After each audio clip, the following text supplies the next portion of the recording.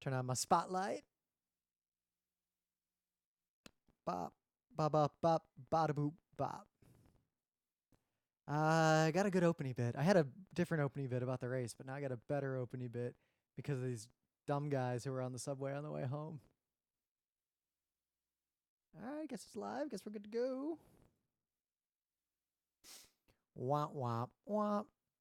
And it is Thursday.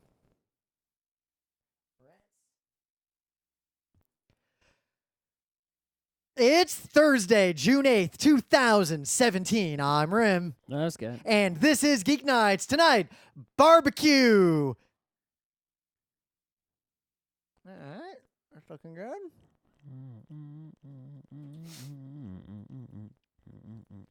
And I suppose to a lesser extent, just grilling, because I feel like a lot of people say barbecue when they mean just literally cooking anything on a grill. It's not the same thing. Which isn't even a barbecue, I guess. Yeah. Well, we'll Are you talk. going to get mad at people saying hibachi when they mean teppanyaki? Yep. That's why I don't get mad. I usually point it out and then I laugh. But the problem is I can't call it teppanyaki because no one will know what the fuck I'm talking about, except in actually anywhere but the U.S. It's fine. So remember when we were in Melbourne and we just Googled for what is the best teppanyaki place in the entire city and we just ate there? Mm-hmm. That was a lot of money. It wasn't that much money. Yeah, but it was more money than I had budgeted for in terms of eating on that trip, because that was not a cheap trip, all told. But no, the plane ticket.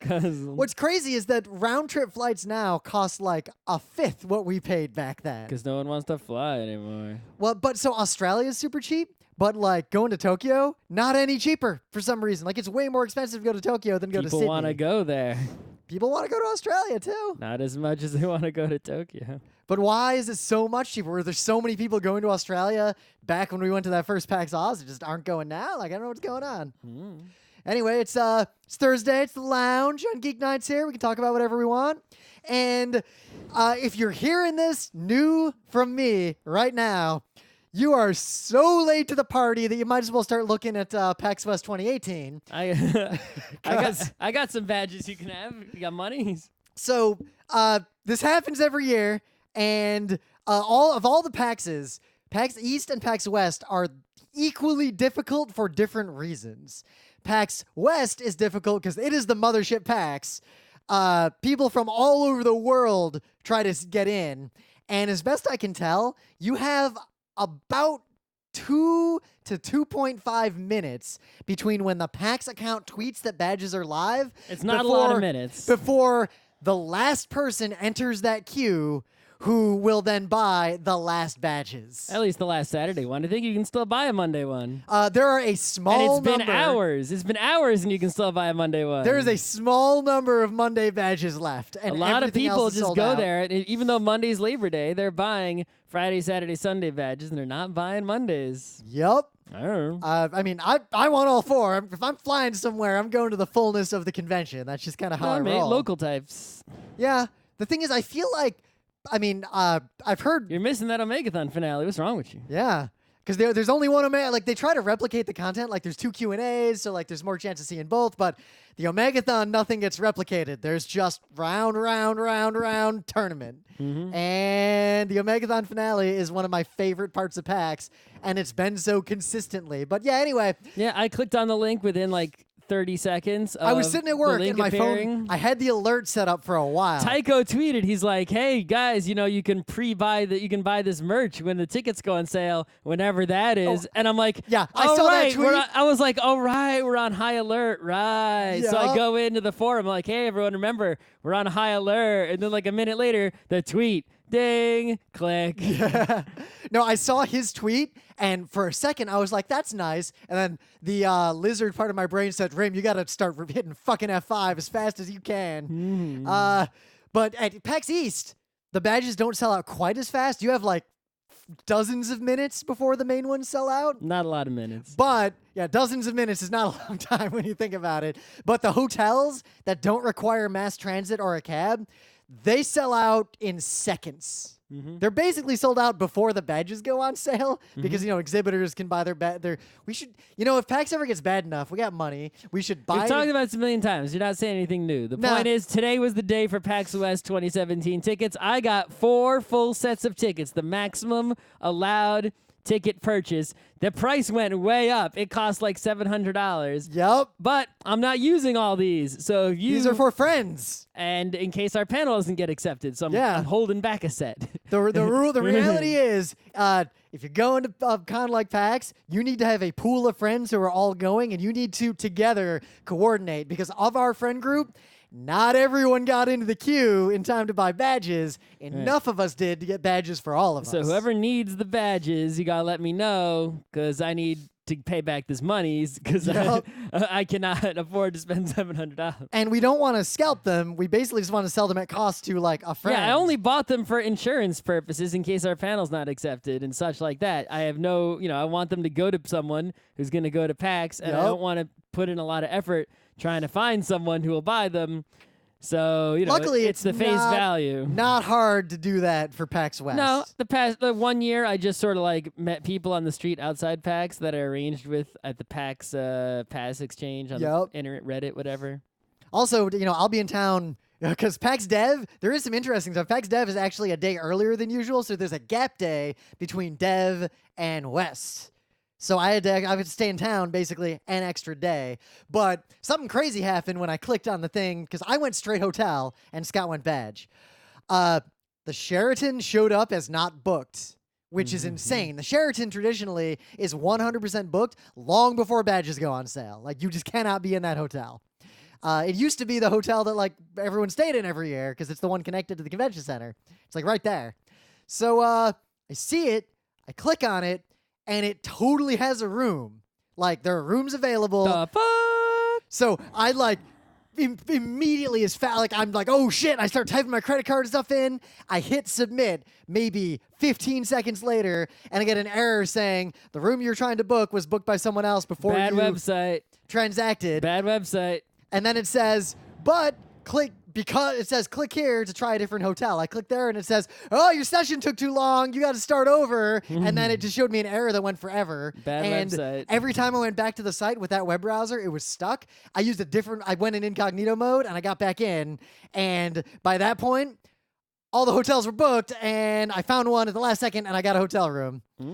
The real problem was there were no rooms available at most of the hotels for the gap day between Dev and West. And you can't book 2 rooms, so if you're going to Dev, you were basically fucked unless you picked like the 2 hotels that had rooms on that one day in the you middle. can go through the system, book, and go through the system and book again. I tried that once years ago. In fact, remember, when I tried to do it? Remember when we bought John St. John a hotel room? That time. So when I tried to book the second one, the system said, you already have a PAX room. Fuck you. You can't get 2, you scalper piece of shit. Use a different... you can't scalp a hotel room, first of all. Yeah, but it basically said you're only allowed to have 1. Just use a different name. Use my Emily's credit card. I've used different name, email address, everything. So Different all browser. I did back then is I just booked directly at the Hotel Max because, frankly, I love John, but I didn't care if he stayed further away from PAX. So... But anyway, each one full set of PAX passes this year, they're $48 per day. Yeah, so that's a lot of money, It's actually. $192 for a full set, and then on top, and there's a $10 fee that applies to the whole transaction. So if you want to go to a day of PAX, to all of PAX West, it will cost you $192. Yep, Going to the single day badges was partly a ploy to substantially raise the price of PAX without saying they raised the price of PAX. That's something that happened. Yeah, because look, the price to get into PAX, to enjoy PAX, is $48. If you just want to experience PAX. That's totally reasonable. Before, it's like, well, weekend passes are pretty much all anyone's buying, so the price to get into PAX, to buy one of those is like, $100 and something. Yeah. But so we'll see. There's rumors of other PAXs like PAX East also becoming 4 days at some point, and we'll see if that happens. That adds to my enforcing burden at PAX East, but it also means PAX East could be a little more chill. Anyway, if you don't already have a PAX badge, you missed it so hard. I don't know what to say to you. I hope you got $192. Yep. Send it my way. And be ready, because MagFest is going to have the exact same problem. Like, any NerdCon that's good is going to have this problem. There's no way around this. Mm-hmm. So you got any news? I do have a news. So check this out. It's kind of weird, right? And I'm still, I'm not being super hyper educated in this area. I got a lot of questions that no one ever answered, right? All right. So I'm not going to pretend. I'll pretend that I know the answers, but I probably don't. We all know. Yeah, of course you'll pretend you know the answers. That's what you do for everything. So we all know you find fossils in all kinds of places, usually in rocks, right? But also in precious amber. Which I think most of and our also generation tar. learned that from Jurassic Park. Right. So anyway, some scientists, where was this? Like Burma or something like that? Or it was somewhere far away. Malaysia, something. I didn't read this article. I actually don't know about this news. Yeah, the location I don't remember. But basically, they found an almost completely intact bird. Not like a skeleton of a bird, like an actual bird. Like its head, its neck, part of its wing, its feet, a lot of skin, right? That's some biz.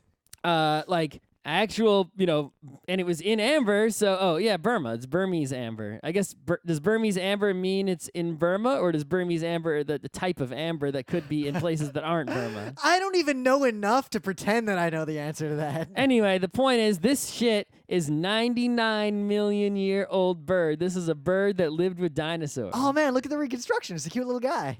Yeah, so his little stubby tail thingaling. But yeah, he's in this amber, and they got him. They can't get any DNAs from there, apparently, they say. But you can still learn a hell of a lot, because usually a fossil is a skeleton or an outline of a shape. Right? So this is like pretty holy shit right here.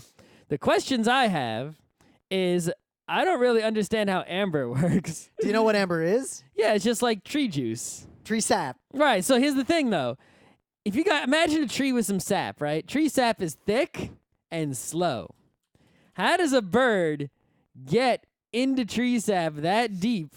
That had to be like the dumbest bird. And how does there had to be like a bowl full of tree sap somewhere? Like there's so much of it. I've seen trees that have so much crazy thick like sap coming out of them, pooling around them.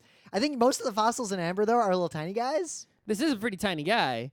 If you look at there's a coin next to the picture of the amber. It's pretty small, but it's like, insects getting stuck in the amber makes sense, right? Maybe a leaf getting stuck in the amber makes sense, but even a small bird getting stuck in there to this extent, it's like if I got caught in a race by a sloth. It's like it doesn't make any sense. I think a lot of them, I would guess, are animals that died and fell somewhere where they got stuck in amber.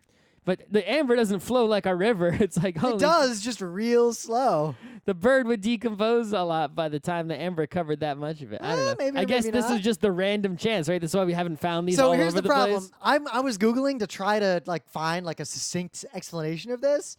And mostly what I'm finding are web pages that have bad backgrounds and bad fonts, which is always a bad sign when you're Googling for something. Yep. So I don't actually know, and I can't answer it without pausing the show long enough to read one of these things. Yeah, but I just, I know that things were trapped in amber, and once you're trapped in there, it gets hard and is preserved for a long time. I get the impression that anything large... How does amber even work?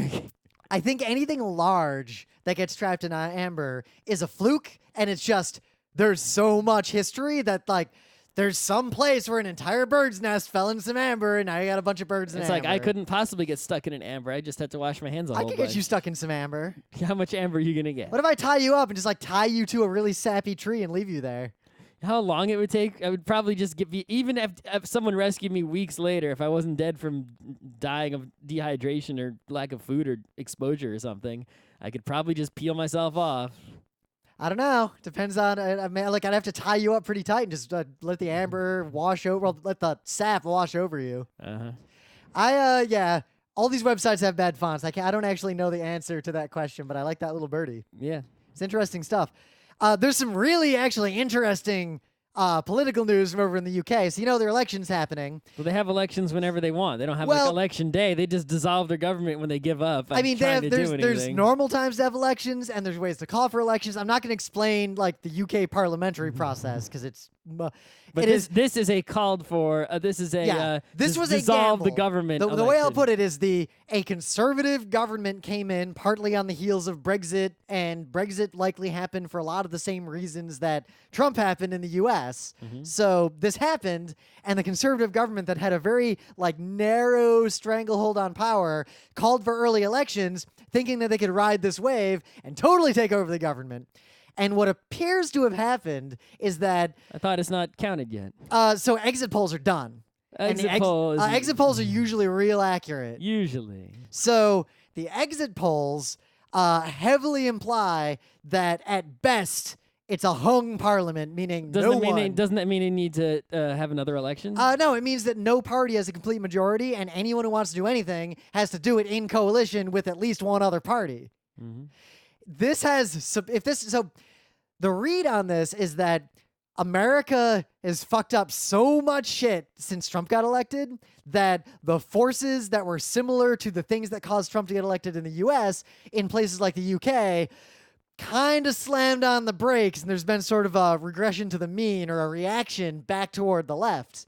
So it's almost like the bad politics in the US scared all the dumb people who are, the so-called undecided voters and people who call themselves centrists into not voting for crazy people. That's how democracies have worked for decades, right? You see whoever's in power, you hate them because you see all them fucking up shit. So you're mad at them and you vote for the other guy. The other guy gets in power, but they're shitty too. So you're mad at them, so you vote for the other guy. The other guy's just the first guy. You forgot that you hated them because it was so long ago. They fuck shit up, so you vote for the other guy. And we've been doing that for longer than I've been alive. But then we broke and voted for so bad that you don't even know what to do. Yeah, I mean, our president literally didn't know we have an air base in Qatar, and I mean, do you know where every air base is? Hmm?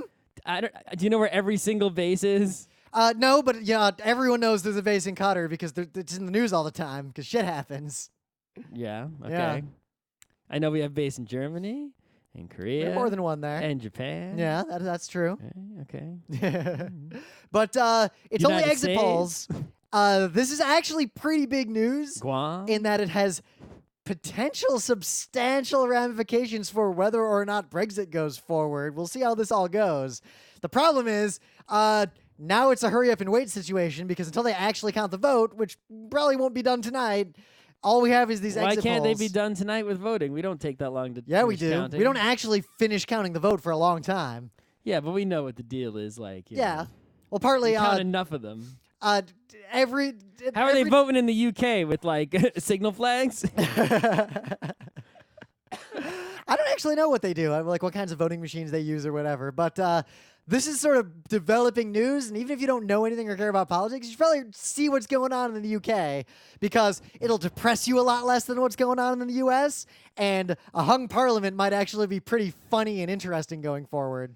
Because imagine if that happened in the US, if instead of just a swing of either the normal party gets it or the crazy party gets it, it would be if you're too close to a 50-50 split, then nobody gets anything and the government's just paralyzed for another 4 years. Well, they can just have another election whenever they want, and also Not whenever they want. There's actually also- rules about when they can't. She can't just immediately call an election right after this one. Also, it's still technically a monarchy. The queen can just shut the whole shit down. Yeah, but not really because the monarchy ceded a lot of powers to the parliamentary system. Just take them back. It's good to be Ah, the king, queen, yeah. king, queen, whatever you are. Well, I mean, it could be weird. You know how France's system works. There's no king of France anymore. But there is both a president and a prime minister. Yeah, but the president's just like a person who doesn't do anything. Yeah, right? the president's actually a lot like a symbolic figure. a lot like a U.S. president, and the prime minister is more like the president of the Congress. Anyway, this stuff's all fascinating. the parliament. They don't have a Congress. Yeah, well, I said the Congress because I'm trying to analogize it back to what the U.S. is. Imagine if we had a president for war and a one narrow area of stuff, and then we had another president who was basically the head of Congress and represented Congress. We kind of have that with the majority leaders, but I don't know.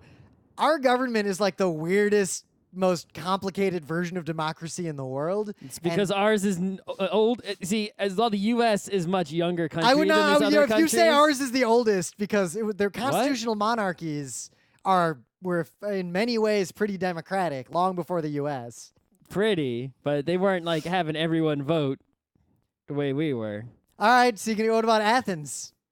Athens wasn't around. It doesn't exist anymore. I'm talking about the oldest one, the oldest democracy that still exists. Okay.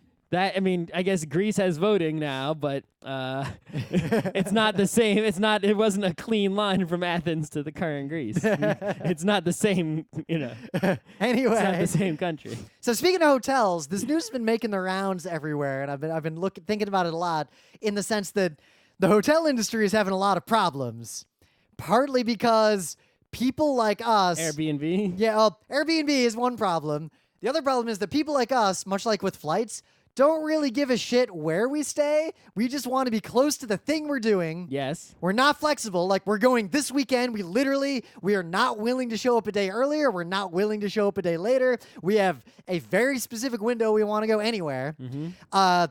Our only real concern is being as close to the thing we're doing as possible and not having bed bugs. Mm-hmm. So hotels really can't compete with each other with our lower entire prices. generation, other than on price and proximity. And stop offering all the services that no one uses. Yeah, the problem is those services are probably the only way they actually make money, and if they don't offer those services, they probably just raise their prices. For example, do you have a room service that delivers like $5 eggs to people, right? No one's stupid enough to buy a $5 egg. A lot of people are. Well, listen, Scott, at PAX, do you know how many of those trays I see sitting out of people's rooms? Rich people. I think it's PAX people who are just dumb. I don't know. The point is, if you're selling $5 eggs and a lot of people buy them, you're raking in big cash. And if you're selling $5 eggs and no one's buying them, you should just close your goddamn kitchen. Yeah. Well, the funniest thing you can is still sell the $5 eggs and just buy the eggs from like the nearby deli. What hurt them the most was smartphones and tablets, because suddenly people had internet that just worked on their phones. They didn't need to pay like $20 a day for internet from the hotel. Give me free internet and I might choose your hotel over the one that does not free. I say that, if I have a choice. I've literally never checked. Well, because I usually don't have a choice. And that first I just PAX have to get a room wherever I can. Yeah, that first PAX we went to back in 08 where stuff didn't sell out, the red line was like, hey, if you stay here and you're going to PAX, free Wi-Fi. They gave us like a little like PAX thing and everything when we checked in back in 08, which was like almost a decade ago. I also, if I'm choosing a hotel to host an event, then I'm going to be very choosy. Yup. But what hurt hotels then, the biggest thing was that businessmen didn't pay for porn anymore. Nope. On the TV networks. Nope. What's killing them now is that pretty much everyone just books hotels either by going to like Google Maps or like a kayak or something and just typing in their dates and looking at a list of hotels and picking whatever one's cheapest. Same thing we do with airline. Yep. Except those services for hotels take a way bigger cut than the airline ones do. Oh, they're taking a cut from the hotel? Yeah, they take up to 30% according to this article. Well, listen, if you want the hotel should do what the airline does. Make the rooms smaller, have more rooms. So, actually, I would stay in like a capsule hotel if it existed Why for not? a convention. Sure, why not? Because I'm pretty much only sleeping. I just need a place to put my stuff, a place to sleep, and a shower. I don't need any of the other stuff. And I don't use the TV. I don't need. I need power outlets to charge my In biz. San Antonio, we use those giant ass living rooms in the Contessa to play our RPGs because it's quiet. Yeah, but you can just have, if it's a capsule hotel, you have the shared as a shower room and there's a room of tables and No, yeah, use like the common area. Common area. Can you imagine how lit a capsule hotel would be at a place like PAX? Everyone in their little capsule with their Switch at night. Mm-hmm. Yeah, good times. But so this is an article kind of talking about that because I think the hotel industry is going to go through like a major they're fucked situation in the next few years. Let's buy some cheap hotel and capsule it. Yeah, so I looked into that like a decade ago, and how to buy a hotel. Into why there weren't capsule hotels like in the U.S. Laws. Yeah, the fire code in the U.S. compared to the fire code.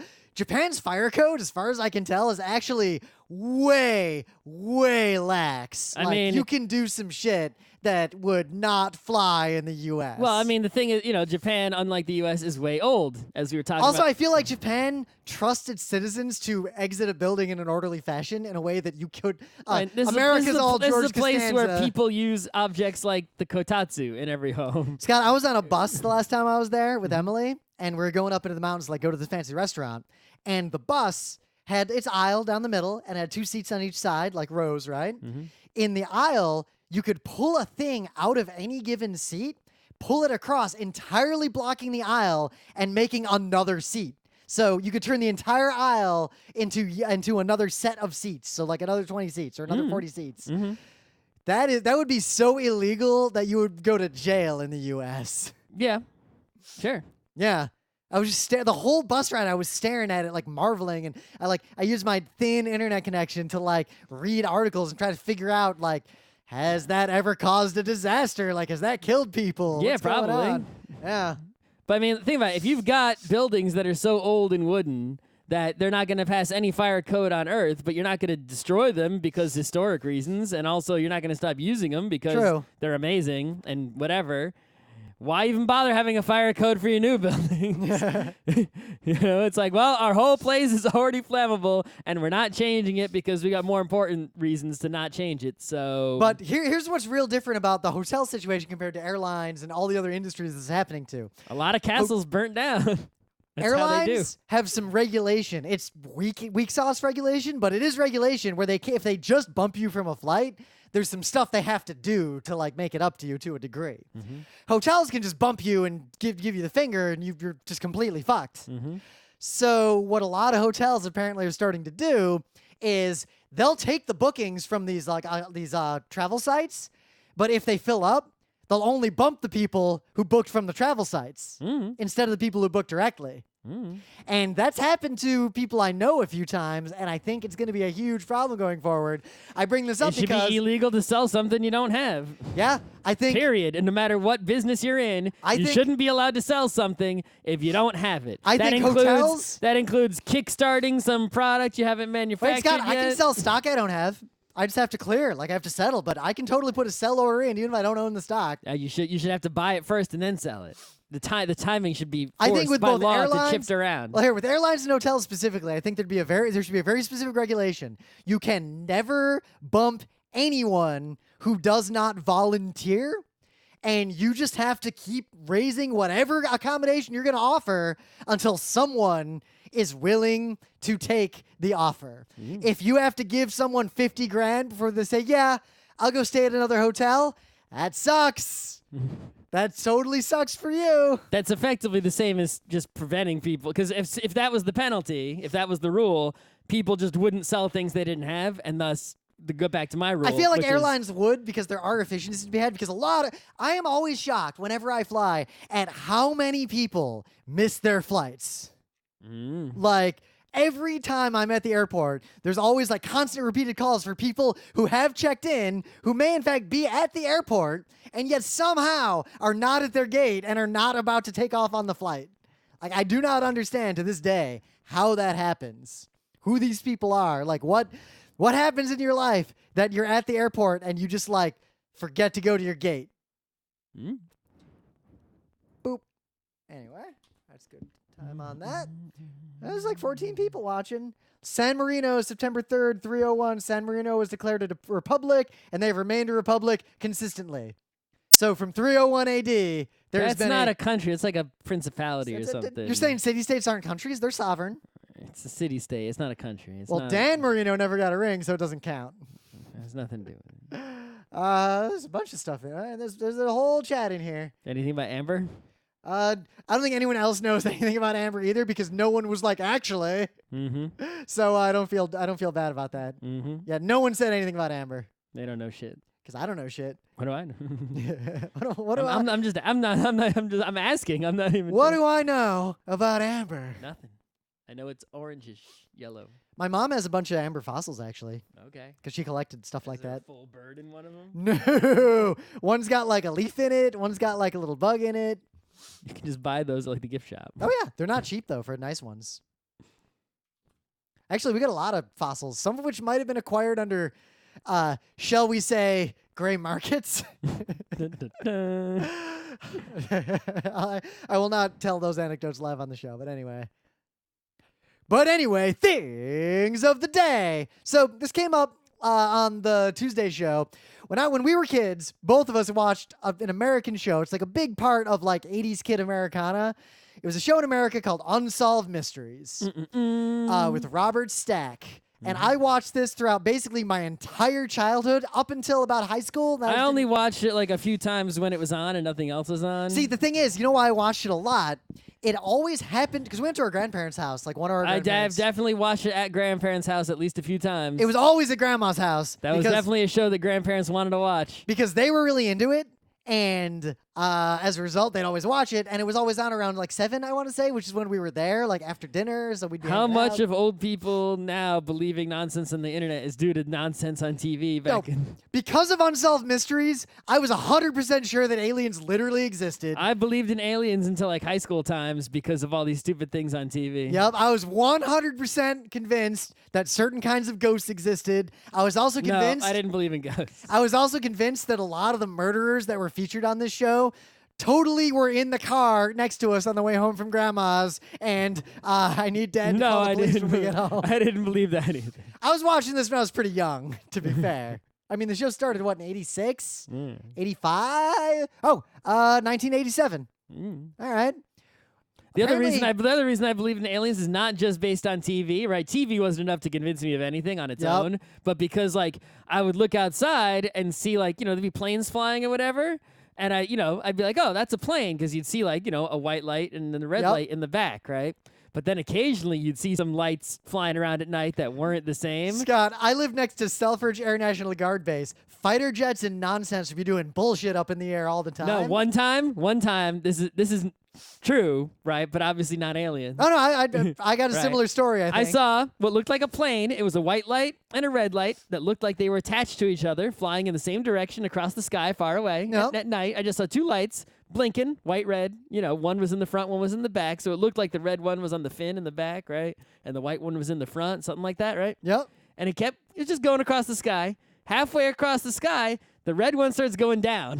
blink, like it looks like it dropped, like someone, like it was attached to something and someone threw it off the side of the plane. And the red one's going down like deet, deet, deet, and the white one's still going straight. And I'm like, what the fuck? And things like that, Yep. Noises you would hear in an old house, you'd be like, oh, alien. Yep. Similar situation. I've seen a bunch of weird things in the sky as a kid that at the time, at least, I was 100% sure it was either aliens or crazy government nonsense. I didn't believe in crazy government nonsense. Yeah, except for hiding aliens, which now I'm more convinced than ever. They ain't hiding no aliens, because the government we have now would definitely be leaking that shit. If you still think there's aliens, now is the last straw has been broken. I feel like there is no way that the aliens are still a secret with the government the United States has, unless it's some other government that's keeping them a secret. I feel like Chinese aliens. Even if I hadn't become Russian like aliens. ultra internet atheist and the modern era of the information age, say I remain like ultra naive, like well into my adulthood, what would have destroyed my belief in aliens and ghosts is that as cell phone cameras got better, appearances of both dropped off at a catastrophic rate. How come there's never an HD picture of any of these things? It's always some blurry-ass VHS camera. They don't got no HD DSLR to film them aliens. But anyway, the thing about Unsolved Mysteries was that they'd like do follow-ups episodes like, oh, we found the killer, check this shit out. And like they had a tip number you could call and be like, I saw the killer. I thought the tip number was America's Most Wanted, not Unsolved Mysteries. I might be conflating the two. Yeah. Kind of like how I conflate Kickboxer and Bloodsport way more than I realized. The only thing I remember, Kickstarter is the one where he puts glass all over his hands. See, I thought that was Bloodsport. But then it's about kicking. Kick is in the name of the movie. I don't know why. But there's not as much kicking in the fight. Should have put glass on his feet. Bloodsport is when they throw the sand in the eyes, though, right? I don't know. I don't remember. Because I feel like I don't even know if I've seen Bloodsport. I've definitely seen Kickboxer. If you've only seen one, you've seen them all. Bloodsport is way better than Kickboxer, I think. Just watch actual martial arts movies I think from this the and other side of the world. Even Cops, I probably just sort of blur them all together. But Unsolved Mysteries, Robert Stack had Cops is nothing like the other two shows. Yeah, but I still blur like anecdotes from them all together. Okay. Because those are all the shows like we watch at Grandma's house. But here's a wikia about Unsolved Mysteries, which is my thing of the day, specifically because they have a whole section on all the cases that were legit solved with like the follow-up story. Like, yeah, in 2016, this dude totally got arrested, and here's all the news articles. And I was randomly clicking on these over lunch at work the other day and reading some of them. And a lot of them were like, yep, it turns out there wasn't an alien. It was a hoax. It turns out that long-lost relative was a scammer. He's in jail. But a couple of them actually were way crazier than the show actually guessed. The one I remember the most that I didn't believe even at the time was there were these people and they bought a bunk bed. And the bunk bed was haunted. I think I remember that. It would and like thump, like it would. It was thump and making the kids would get noises, scared. and the kids were getting sick, and all this horrible stuff. And then I'm gonna find it right now. I'm gonna try to find it here. It showed them like demolishing the bunk bed at like at the junkyard, like it was getting crushed. And then like, oh, as soon as he got Here rid it is, the Tallman house, the bunk bed. As soon as he got rid of the bunk bed, That's it. There it is, right there, yeah, Scott. as soon as they got rid of the bed, everything was great. And I'm like, that just sounds like a coincidence. There's probably nothing wrong with that bed. All right, so results unsolved. There's no further evidence related to this one. There was not enough evidence to begin with. So the two The bunk craziest bed didn't hurt ones- anyone. It was an innocent victim. So one of them, I remembered this one from as a kid. I don't remember the name now, but I clicked around until I found it. And it was basically this really creepy story of a dude who was like driving, like he was at a gas station, and someone approached his car and like asked him for help and was really weird and was holding a screwdriver. So he got unnerved and tried to get away. And then the guy like jumped into the car and threatened him with the screwdriver and told him he had to drive him somewhere. So just a crazy guy. So he like fought with the guy and like the whole thing happened, and eventually like he ran away from the car and the guy chased him down and dragged him back to the car. And then like as the guy was walking around the car being crazy to get back in because he agreed to drive the crazy guy somewhere. Ran him over. No, he just drove off. Good job. But the crazy guy kept wandering around in the area because the guy lived nearby. So the guy drove off and drove to the nearest police station. Meanwhile, the crazy guy wandered around because he knew the guy that ran away lived in the area, found a house that happened to be his house, snuck in, and brutally murdered the guy's like mom or wife. Mm-hmm. And they actually caught the guy, and there's like the follow-up was kind of crazy. And the other one was there was a couple that just disappeared. It was like this big mystery. Like they just one day they went out for a drive and they were never heard of, never seen again.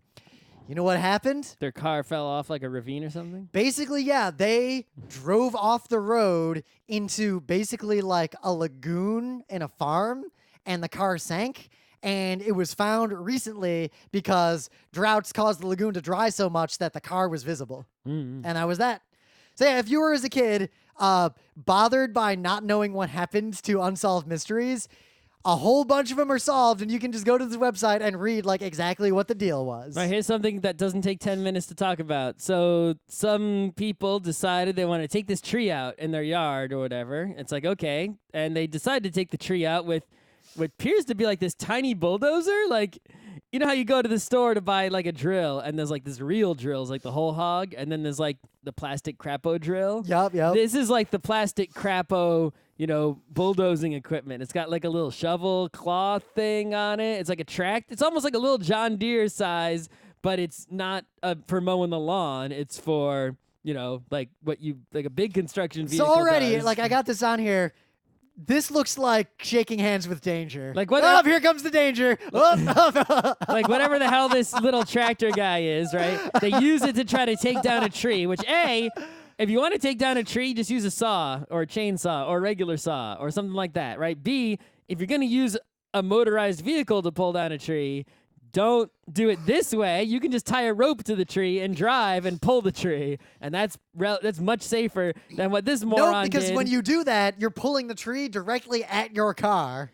No, you do it in a certain way. One of the trees in my yard was taken down by that method. Oh yeah, if you know the method, I'm saying the kind of person who is trying to sort of jimmy. They knew it. They did it so well. It looked like it was like they were basically like yokels because they like literally tied a rope around the tree and a rope to the back of a pickup truck and started driving. But they knew exactly how to do it. Like it looked like actually doing it looked stupid and dangerous. Like YouTube was about to happen, but the tree didn't hit the power lines. It didn't land on anything. Wow. Right? The tree landed exactly where they're like, it's going to land here. And that's where it landed. Even though might it was have just been a luck. guy in the street with a pickup truck going, vroom. So, it reminds me, you see this a lot. It's when people. But yeah, this guy does it stupidly and hurts himself. Hilarious. Watch when it. people, and he doesn't die as far as I can see. No, but it's still funny. The people who do these kinds of things tend to have a number of tools, and then they have a problem. And they don't want to, they never decide to do research. And you got a hammer. Everything looks like Yep. nails. And they don't even like go to the internet. Like if I want to do any, I don't think they have. They must have internet because they upload it to YouTube. but like the other They day, have internet. the grout in one of our showers like moldy. So I was the caulking, not the grout, the caulking. So I was like, oh, maybe I'll just recaulk it. Nope. And I imagined to myself, if I was dumb, like if I just tried to do it with no research, how I would do it. And then I went and typed, how do you recaulk a bathtub into YouTube? And it's super easy. And I watched a tutorial, and the tutorial gave very, very specific advice on exactly how to do it. And it's actually like really easy. But the technique they tell you is not what you would do if you just tried to figure it out on your own. I'd probably just take the tube of caulk, put it in the caulk squeezy thing, and just Yep. squirt it in there. And Nope, you got to take the old caulk out first. If you just put the The caulk thing on is- top, all you're doing is putting something for mold to grow on over a bunch of mold. Right. Well, the thing is, I would only be using it not in the to replace moldy caulk, but I have some areas where there's no caulk at all already, and I would just be using it to fill in those areas. So Other apparently areas aren't moldy. you don't like put a bead and then like pull the caulk gun across or like squeezing the trigger. You push it forward. Like I watched a video that shows the technique, and there's all these specific reasons why. So when I was in middle school, I had shop class, and shop class, at least back then, I don't know how it is today if they even have shop class anymore, was pretty legit and dangerous. Like it was a machine shop. We had saws. It was wood shop. We had like plastics labs, like I had vacuum forming machines and all sorts of dangerous nonsense in there. But a kid in my middle school, the belt sander was being used by someone else, and he didn't want to wait. So he tried to sand a piece of wood by turning on the band saw and rushing the wood against the side of the blade. Genius. And yeah, he cut off at least one finger.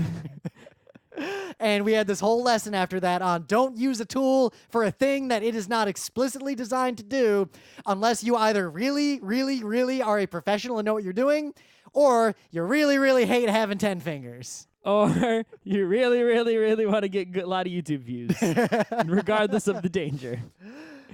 If you shake hands with danger, danger will give you YouTube views. Shake hands with danger. So yeah, barbecue. gonna give a full. I guess the meta moment first. The book club book is Frank Herbert's Dune. I'll read it at some point. My YouTube channel has a whole bunch of stuff on it. Scott's YouTube channel has a whole bunch of stuff on it. You should subscribe to both because we're both escalating our YouTube content, and we're gonna do more and more and more as time goes on. Yeah, follow us on all our biz. And other than that, back to the show. So, you got any meta? No. We are not experts on barbecue. Nope. I am not even going to pretend. I'm an expert on eating barbecue. Without looking at a I open my Wikipedia mouth, I page. put it in, and I chew it, and I taste the deliciousness. And But if then you I hand me swallow some it. barbecue, I'm not going to be able to tell you if it's Kansas style versus like North Carolina style, or I guess Memphis style. Like, I do not know. Nope. All I know is that I like barbecue. And we're going to be real wrong about a lot of the details of barbecue. And we know, and we don't care. Well, listen, when I was young, right, I thought there was a device called a barbecue, which is basically a metal bucket with legs that you would put charcoal in. Yeah, and you then- mean a grill. Yeah, well, you would, like, we called it a barbecue, even though we used it for grilling and not for barbecuing. But as, you know, I didn't know, right? So Yeah. it's like, we had a device, we called it a barbecue. We had a barbecue, right? We would put things on there. So I figured, we barbecued those things. But no, we did not barbecue those things, right? Having hot coals, even if you put them in a barbecue, and then putting meats on there or other things in the fiery area, like hot dog, hamburger, etc., that is not barbecuing, that is grilling. Yep. Right? Barbecuing, actual barbecuing, and it's even worse because you have things like shrimp on the Barbie. That's not Yep. barbecuing, that's grilling, right? Of course, I mean, in the Midwest, like the word barbecue just means grill to yeah. 99% of people. So. I mean, that's what, but actual barbecue, the genre of food, right, is when you take things and you put them not in a fire, but sort of near a fire, usually in a very smoky, sealed container where the fire is quite far from the foods, but yet it still gets real hot in there, relatively speaking. Yeah, but not that hot. Not as hot as as directly in a fire, but still, you ain't putting your hand in there because your hand will cook, right? Hundreds of degrees. And that shit, the meats you put in there that are far away from the fire and being hit by smoke and such, they cook mad slow. Mad slow. Like it takes overnight or even a day or just a long ass time to cook, right? No, Scott, why would you start this shit like an hour before dinner, right? Why would you cook your meat so slow? When you cook the meat so slow like that, somehow, due to the magic of science, right? The deliciousness factor multiplies by like 1,000, right? The meat is such that it is very moist and delicious, and all the smoky flavors come in there. Well, more importantly, it's some meat that if you cooked it another way would be pretty crappy meat, and it takes all that hard gristle nonsense and turns it into wonderful, delicious meat food. That meat just like slides off the bone like it's not even attached anymore. It's just my like, God, now I just want to eat some barbecue, like real bad. We're going to eat barbecue all weekend. Oh, yeah, it's the barbecue party in New York. That's right. So, yeah, I didn't, Wait, I'll read the Wikipedia right now. Barbecue or barbecue, informally BBQ or Barbie, is both a cooking method and an apparatus. Barbecuing is done slowly over low, indirect heat, and food is flavored by the smoking process, while grilling, a related process, is generally done quickly over a moderate to high direct heat that hardly produces smoke. So barbecue also comes with a lot of associated foods, cornbread. Cornbread is literally one of my favorite things on earth. Remember at RIT, one of my staple foods was that 99-cent. But that cornbread was garbage. But it was better than nothing. It was food. No, that was worse than nothing. It was better than nothing. You ate it. No, I didn't. You ate it when I made it. Barely. Thing is, the cornbread I like the most is the cornbread that's like almost cornbread pudding. Like it's got like big corns just in it. Yeah. Bean. Right? Baked bean. Yeah, baked beans. Well, there's baked beans at the barbecue in New York City from this guy. I think he's from Illinois somewhere. But like that guy, those beans might be my favorite food on the whole earth. Beans and cornbread. Right. Beans and cornbread. Right. But it's like the barbecue is the actual meats, right? So Even though there's so other as a things kid, that go with it. Because I was recently in Michigan, and I actually had barbecue with my family in in Northville, which I haven't done since I was a little kid. And being older and adult and having experienced the world and had a lot of different barbecue around and actually knowing on some level the difference between barbecue and grilling, I now know that some of my relatives, when they said barbecue chicken, they meant like literally slow smoking chicken with barbecue sauce for a long time because I remember it in when we that said way. barbecue chicken, it meant grilled chicken wings with barbecue sauce on them. Yup. So when I was barbecue out, sauce on something does not make it grilled. when I was out there, this branch of the family, their barbecue chicken was grilled chicken. It was good. Like it was a very nostalgic meal, but it was not technically barbecue chicken. It was grilled chicken. And now I know the difference. Yep. To a degree.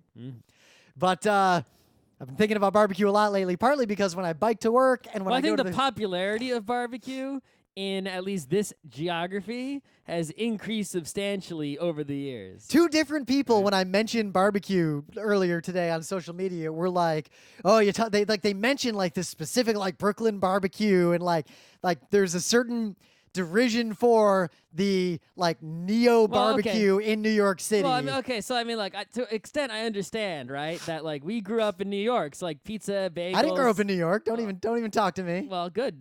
Fuck you then.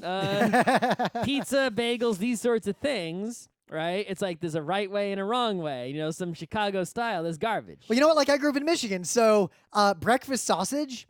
That means something specific. If there ain't fennel in it, it ain't breakfast sausage. It's just some nonsense. Right. But, you go somewhere else, they don't have pizza and bagel. You're like, what the fuck is this garbage? And if someone tries to have pizza and bagel there, and it's obviously no good, right? But with barbecue, it doesn't seem to me, I have been around and eaten many barbecue in many places, right? Including ones that people who are, very strict and believe, certain things about barbecue, right? Including those places. And the thing is, I do recognize that there are different styles of barbecue, and I could see if you had grown up with a particular style that you then might, have a dislike for the other styles. Well, like how if you grow up eating real bagels, then you go, or when you consider real bagels, you go somewhere else. Right, but this is the difference here, right? Is that a real it's not the thing you grew up with. A real bagel is delicious. And a non-boiled bagel, a steamed bagel, It's disgusting. is inedible, disgusting garbage. It's not inedible. It's just white bread in the shape of a bagel. Yeah, it's not right. But if I have some barbecue that is like I don't know which which style is which, but like I might have some rib that is like has all the sweet sauce going on, and I might have another rib that's more like the dry kind, right? Yeah. And it's like. They are both delicious as long as they're actually barbecued properly, and the meat is so tender that it it falls. just depends on where you grew up, though, because it's like so both for of pizza, those are great. So some I are grew better. up in the Midwest, so Chicago style pizza and New York style, all the different styles of pizza, they all existed around me, and I didn't have any like one true pizza fallacy built into my blood and my genes or my family. So I like all kinds of pizza. And I think I'm lucky that I grew up in a place where barbecue was not such a like religion, so that like you, I can just enjoy all kinds of barbecue. Right. There's no one style that I think is just better than others. Like they're all just different. I like most of them, but there is definitely quality highs and lows that I can recognize. Right? Sometimes you get a big bean and it tastes too much like bean and not enough like barbecue. Right? Well, I tend to judge places by that. It's too close to a boiled bean. Kind of like how I judge burger joints by Sometimes their you get a sides. cornbread, and the cornbread is all dry and crumbly, and not moist and buttery, and doesn't have big chunks of corn in it. Right? Like a good right. Though depending on the kind of barbecue, I sometimes like you a get a drier, more rib, crumbly. and the meat is like all kind of tough to get off of there. Well, right? that's a sin. If the meat is tough, that barbecue fucked up. Because the whole point of barbecue is to untoughen the meat. Right. But sometimes you get like or something. There's tons and tons of factors that can separate good barbecue from bad. Sometimes the sauce they make, it's like, okay, I like the sweet sauce style, that's a fine style, right? Yeah. But sometimes they put too much sauce. It's just like it's just buried in sauce, and it's like you're not even tasting meats. Even if the meats are good, they're hiding under there. You can't taste them because the sauce is just Well, the quantity is worst too much. is when someone pours a bunch of barbecue sauce, like cold, like a condiment, over what was previously perfectly good barbecue. Yep. Yeah, barbecue sauce is the thing that you put on before the cooking. I don't like it when you put barbecue sauce on after the cooking. It depends on what I'm doing. Like If it's like it's freaking ketchup or something. If it's like a pulled pork sandwich, I like a little bit, sort of like. It's okay if the barbecue sauce is room temperature or warmer. You can like dip a French fry in there or something. Oh yeah, it's real important. Right? But, you don't want to add more to the already sauced up rib or pulled pork sandwich or whatever it is. So when I was a kid, I think my favorite barbecue was like regular, like barbecue chicken, like beer can chicken, that kind of barbecue chicken. And that is still one of my favorite foods to this day. Like that has not changed. Yeah, I mean there's so many different kinds of barbecued food, right? You got your rib, your chicken, right? Your pulled pork, but then you got the brisket, which is like, oh, the brisket. Watch out, you're starting to get into good territories now, right? And I feel like the best of the best, like the connoisseurs barbecue item is the burnt end. Oh my God. So John Brown, the state, there's one barbecue place like really near us that's like super, super legit. There's another one that we haven't like figured out where it is or if it's open yet, like what the deal is with it. But this place has burnt ends. There's a new place near me too that I haven't gone to. People have said it's okay. And they run out of the burnt ends. Like they just run out of meat every day. Like they make their meat. Well, that's the thing is when it takes food so long to make, right? Your barbecue device, whatever it is, usually a big metal thing out back behind your restaurant, only holds so much meat. So you fill it up literally all the way with meat, and and then it takes a long time before anything's ready to sell at all. Things are ready to sell, so you start selling, and as soon as some of it frees up some space, you can put more in there, but it might not be ready until like the next freaking day or something. You don't even know how long, maybe if people are buying things like early before lunch, maybe you can put some more meats in there that'll be done for dinner, but like you have a capacity, right? And it's like that capacity might be enough for like people sitting in your restaurant, but if people come in and get takeout, it's like there's an infinite number of people can do that, and then you're out of food, and it's gonna be time before there's more. There's nothing you can really do about it. So I don't know what it Except is. have more barbecues. I don't know if it's just because we're talking about barbecue, but the chat is like lit over here. I'm sure it is. People are very passionate about barbecue for some reason. Grover's real excited about going to the barbecue thing this weekend. Oh, so let's talk about the barbecue thing this weekend. So in New York every year, and I missed it last year for I don't know what reason. But I also missed it last year. I've been to it almost. I found about it actually by accident. I was biking around one day and bumped into it. And then since then, I put it on my calendar, and I hit it every year since then, except last year. I don't know why. It's dangerous, though, if you bump into it biking, because you're already hungry from biking. So now, what it is it's the Big Apple Barbecue. It's in Madison Square Park for one weekend a year in the summer, usually June something. And for 2 days, Saturday and Sunday, barbecue people from all over the country, nay world, mostly U.S. though. I don't think there might be Canadian ones. I don't even know. I think it's mostly U.S., if not all. But from all parts of the U.S., they come and set up shop in Madison Square Park, right? On Friday, they get those barbecues rolling, and then Saturday morning at 11, out comes the food, right? And the way it works is you walk up to any booth you want, and you shell out like $11 or something. They give you a disposable food tray with a little bit of like maybe little bit of rib, maybe like a quarter rack or less, right? It might not be rib, it might be a pulled pork sandwich. It might be whatever that place is serving. Each place serves one or two things. The side, whatever their side is, and you walk away and eat it. And the popular ones have mad long lines. Yep. And the not so popular ones, you can just walk right up. They also sell these VIP passes, which are, even if you're rich and love barbecue more than life itself, you should not buy one of these because they cost hundreds of dollars. They entitle you to some free meals or, you're basically paying for meals in advance effectively. But you can walk basically behind the booths to where they all have separate checkout lanes.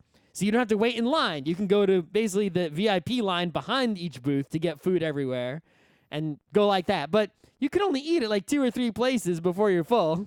Unless you're, I think that is aimed at the Homer Simpsons. Yes, sure. So what I do is I go on Saturday at 11 before there's any lines.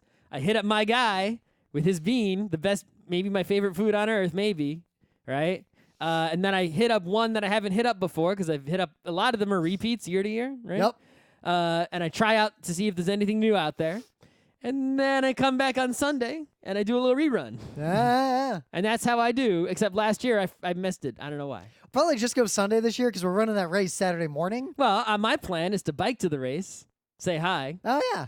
Bike to the barbecue. Eat. Bike back home where they got the mural project block party is going on Saturday. Oh, yeah. I forgot about that. You mentioned that. And then maybe bike back to you. Yeah, because we'll be hanging out. It'll be a good weekend. I could do all kinds of shit on Saturday. And then Sunday, my plan is bike to the barbecue. Nope. And then...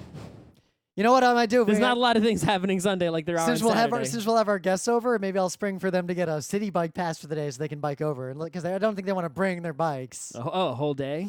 Yeah, it's not expensive. All right, well, I'm going to... Sunday at 11, I'm going to be in Madison Square Park. Yep, I will also be there. What time's your race on Saturday? I don't even remember. It's morning-ish, I think. All right, well... We'll coordinate our business tomorrow, like what our deal is. But, so... The debate they were having in the chat here was, wait, so the definition's just low and slow? Because they were saying, what about like Turkish barbecue or the barbecues where you like heat some stones and then put it next to the meat? And I'd say that's all good. If it's not cooked on indirect heat for a long time... There's another component you're forgetting. Probably with smoking. I was about to say, smoke is the critical component because otherwise you could argue that a slow cooker is barbecue and that is BS. Then it is some other kind of food, right? That is not... in the barbecue genre. Smoke is key. There's a reason liquid smoke exists as a thing. Even though it's carcinogenic and it's a preservative, I will take that hit. I will take that risk. I love the taste of smoke so much. Yeah, barbecue's really bad for you, by the way. Yeah. That's the reason I don't eat it. We know, based on relatively recent research, that red meat is bad in ways that we never imagined. It's super bad. Like, the fat and, like, all those pieces of it actually aren't so bad for you. What's bad is the red meat part itself. There's chemicals in it. It's not as bad as tobacco, though. No. And how often do I eat it? Like, 2 or 3 times a year at most? Yeah, I eat red meat, I think... No, I mean, I mean barbecue specifically. I ate barbecue. Red meat I eat maybe once or twice a month. Yeah, once a month for barbecue tops. Yeah. Tops. Well, barbecue like maybe once every 3 months, but red meat once a month. Well, if I month. eat barbecue, I go all out, and I usually try to not eat. Well, that's what meat. I do. Is like if I'm gonna eat a red meat or a barbecue, I'm gonna eat the best, and I'm gonna go all out. I'm not gonna eat I'm not gonna eat some crapo burger, right? But Nope. I'll eat a burger if it is an Amazo burger. Yeah, you go to the Baroness or you eat a steak somewhere. Yep. Steak burger. Mm-hmm. So what's your favorite of all the barbecue dishes? Like, what's your favorite that isn't burn ends? Because that's kind of like cheating. Like, if you eat- See, actually, the thing is, as a Jew, pastrami is a deal. Now you might be saying, "Whoa, pastrami's like a cured thing. It's not a barbecue thing." smoked pastrami. There are barbecue places that are doling out the pastrami, and let me tell you, I'm into that, and I don't care about what purist or technicality thing you want Smoked to count that pastrami as. is so good. When I was visiting up in Albany with Pete and Uri not too long ago, smoked pastrami, man. I'm down with that. That is my deal, right?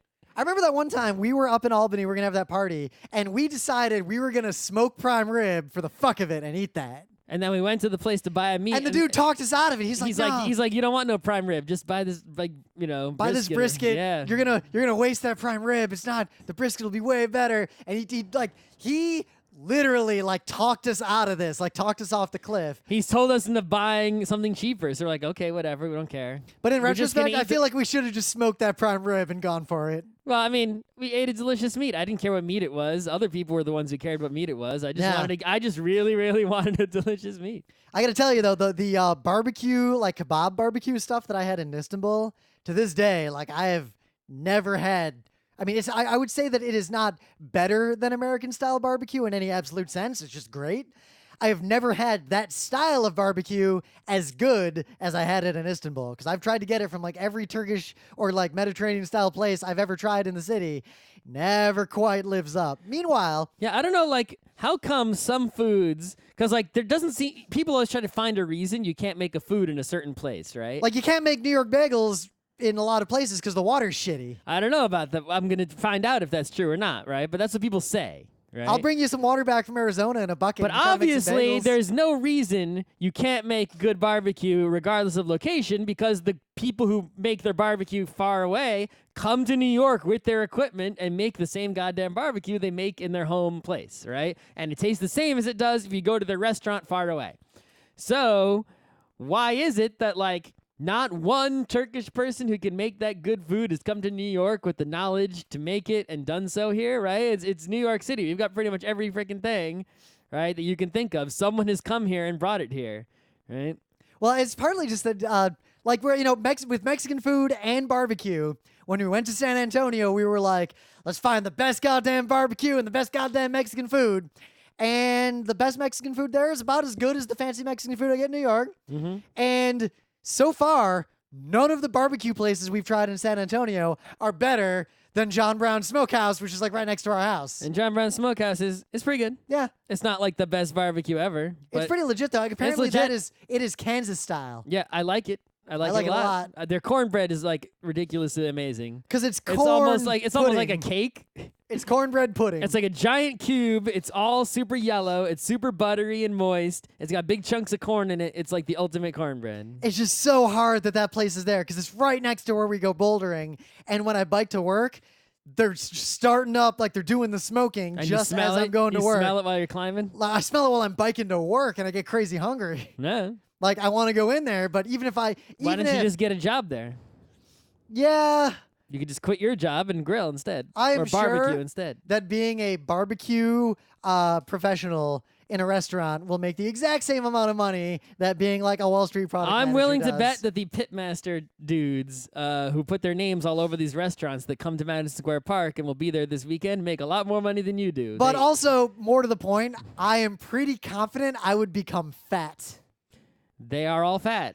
They're They're mostly fat old white dudes, but not all of them, not all, no. but mostly. I feel like fat old white dude expresses literally 90% of the pitmasters I've ever met in my life. Mm-hmm. I'm visualizing them over the years. Occasionally they're not white.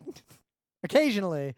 But Yeah, they're all. They I've enjoy their actually barbecue. taken note over the years which of the places that show up there are not run by fat old white dudes, and Ah. they are particularly, I don't know if they're the most delicious ones necessarily, because I mean, pretty much anyone who shows up there is great to begin with, right? They don't have any crappy people there, but their styles are definitely the most divergent, right? It's like, they don't. All the white dudes are just trying to stick to what they Well, know just best. like with chili, I like the same thing with chili that I do with barbecue. Like, there's all these specific, like I have the Wikipedia article up, and they're like, there are only 4 main styles of barbecue: Carolina, Memphis, Kansas City, Texas, and then there's a bunch of like weak sauce sub ones like Alabama, California, Hawaii, Kentucky, Oklahoma, St. Louis, Virginia, and other states has a section, I guess. Mm-hmm. But I like fusion food a lot, and people who do barbecue techniques but twisted in some way, I not only have no problem with that, but that's usually some of my favorite barbecue.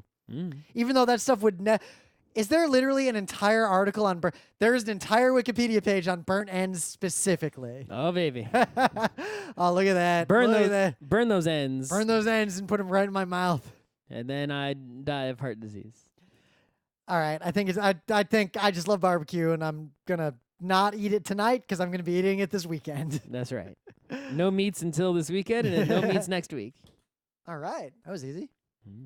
I'll do the Patreon thing, and then I'll go run my 5K.